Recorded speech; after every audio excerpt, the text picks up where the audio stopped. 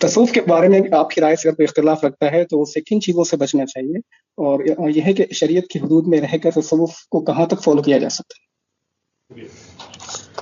میرا کام یہ ہے کہ میں آپ کو یہ بتاؤں کہ اللہ کا دین کیا ہے، اور یہ میں پچھلے 50 سال سے بتانے کی کوشش کر رہا ہوں. اس پر میں نے کتابیں بھی لکھ دی ہیں.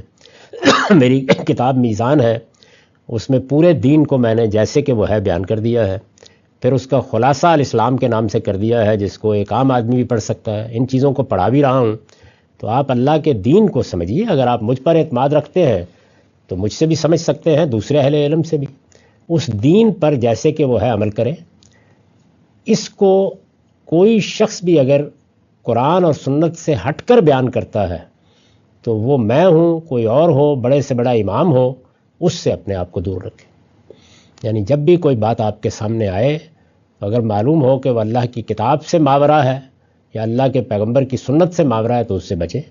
تو اگر آپ دین پر جیسے کہ وہ ہے عمل کرتے ہیں، اپنی طرف سے کوئی دین نہیں بناتے، دین قرآن و سنت ہی سے اخذ کرتے ہیں، اس کے بعد آپ کسی چیز کو اختیار کرنا چاہتے ہیں تو کریں، اس سے کس کو اعتراض ہے. تصوف پر جو میری تنقید ہے وہ یہ نہیں ہے کہ صوفیہ حضرات نے لوگوں کو کوئی مشقیں سکھائی ہیں، کوئی ریاضتیں سکھائی ہیں، کوئی ان کی اصلاح کی کوششیں کی ہیں، کوئی خانقاہ کا ادارہ بنایا ہے. میرا اعتراض یہ ہے کہ انہوں نے توحید کو جو کچھ بیان کیا ہے وہ قرآن سے ماورا ہے.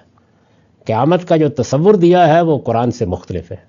تو یہاں سوال قرآن سے مختلف ہونے، قرآن سے ماورا ہونے کا ہے. اس کے لیے مجھے بھی تنقید کرنی ہے، آپ کو بھی کرنی ہے، ہر مسلمان کو کرنی چاہیے. اس لیے کہ اللہ کی کتاب سے ماورا کوئی چیز کیسے قبول کی جا سکتی ہے.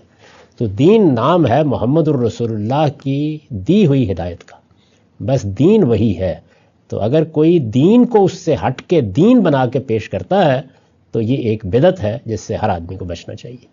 اگر دین نہیں بنایا جا رہا، دین کی بات نہیں کی جا رہی، دین کی کوئی نئی تعبیر نہیں ہو رہی، دین میں کوئی نئی چیز داخل نہیں کی جا رہی، اور کوئی فن ہے، کوئی علم ہے، سیکھیے، جائیے.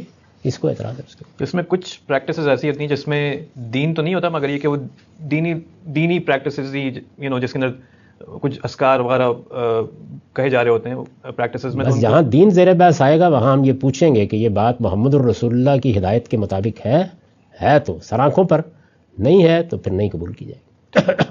آگے بڑھتے ہیں. دین میں جو معیار ہے وہ یہ ہے کہ علم کے لحاظ سے پوچھیں تو قرآن اور سنت، اور اگر آپ عمل کے لحاظ سے پوچھیں تو حضور نے بہت اچھا جواب دیا، ما انا علیہ و اصحابی، میں اور میرے صحابہ جس طریقے پر تھے.